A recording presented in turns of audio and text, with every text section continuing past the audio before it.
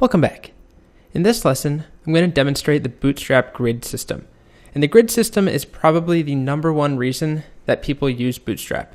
The forms, the nav bars, the buttons are nice stylistic changes we can make with Bootstrap. But the Bootstrap grid system will act as the skeleton of our entire application. It's a really easy way for us to add structure and layout to our application. So let me show you a few examples of what you can do with the grid system. I have a few sites open from Bootstrap Expo. This first one here is a product page for a water pitcher.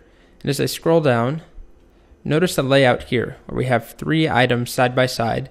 And then also notice as I change size here, they scale down, and then when I hit tablet size, they stack on top of each other.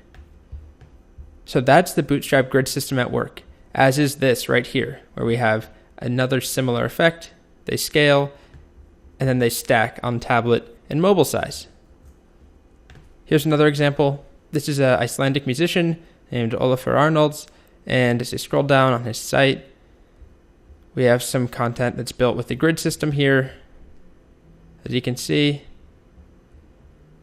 similar layout, but it's not just that. This is built with the grid system as well. This here, this content, these tour dates here, basically using the grid system, we can say that we want some content to take up 100% of the screen. And then we can also use it to say that we want each one of these to take up 25% of the width of the screen until we hit the mobile size or the tablet size, where they each take up 50 now.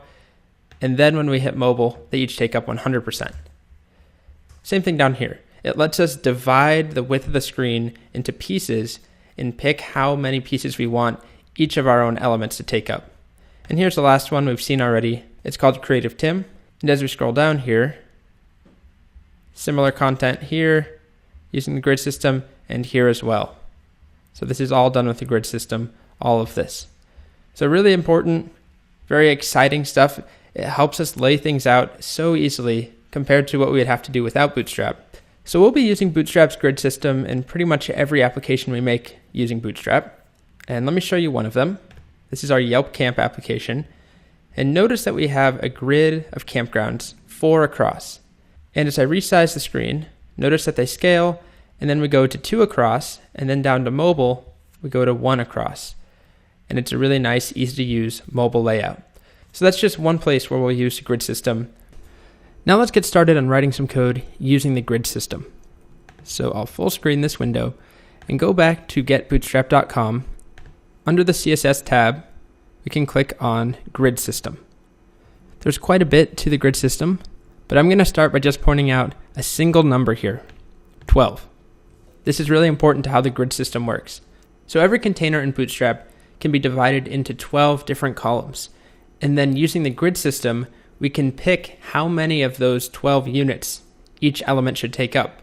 So in this case, it looks like they have something taking up about 10 out of 12 units, and then over here, 2 out of 12 units. Or it might be 9 and 3, but they have some ratio where they have more out of those 12 on this left side, and then a small fraction out of the 12 on the right side.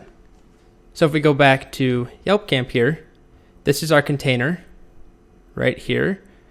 And each one of these, out of 12 units, each one takes up 3 units. So we end up with 4 equal columns. And then we shrink it down right here. Now they each take up 6 units out of 12. So again, that number 12, very important. Now let's go and write our very first grid. So I have a file I've made, grid.html.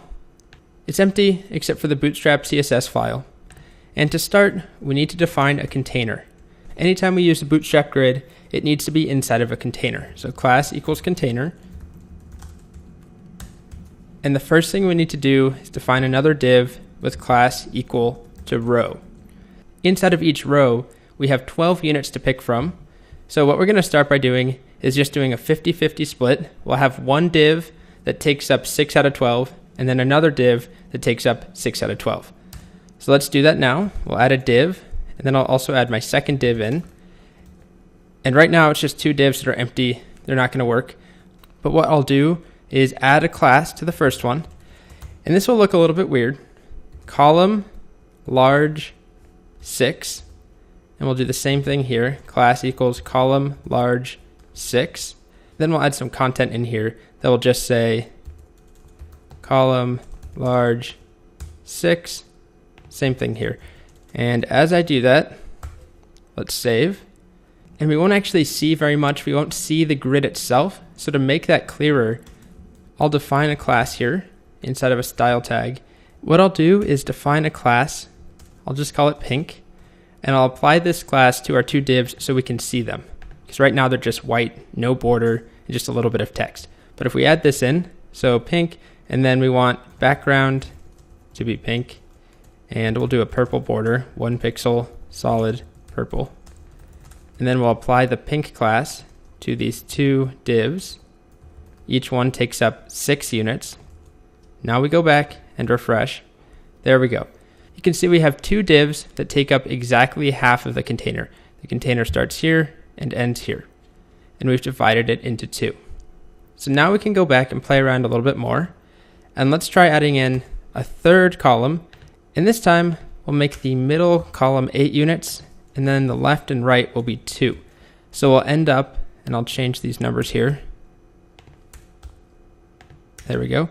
We'll end up with a nice centered column in the middle, and then 2 smaller columns on the left and right that we could use for a sidebar or something.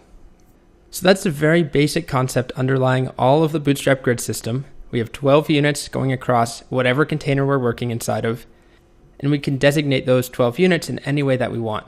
So we could do 12 individual columns, each one column large 1, and we could do that 12 times, just like this. Make sure I don't lose count. There we go, and then we'll get rid of these 2 for now. And if I refresh, you'll see in one row we have 12 evenly sized columns. Each one takes up 1 unit. And then I'll also show you we can add other rows. So let's do that now. Div class equals row, and it will just go below this first row that we have. So inside of this one, let's do a div class equals column dash large, and let's do 4. So we'll split it up to 3 evenly sized units. So column large 4. There we go.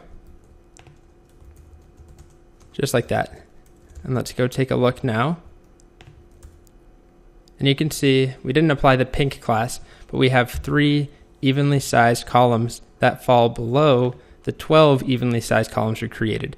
So we could add in the pink class just to make it easier to see what's happening. And there we go. So this is just a simple example. We wouldn't actually have these pink boxes most likely on our site. But as you can see here, we have a grid where we have rows, and each row has 4 columns going across. Each one is 3 units wide.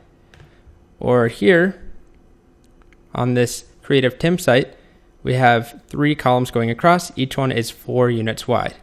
Same thing here, 3 columns going across. Here we have 4 columns. Each one is 3 units wide. So that's the very, very basics of the grid. In the next video, we'll talk about how to make the grid responsive and have different layouts at different sizes. Right now we've been working with column large 1. I haven't explained what the large means, and there are 3 other sizes, and we'll see those in the next video. And we'll also see how we can write nested grids where we can add another row inside of any of these columns and split that into a further 12 pieces.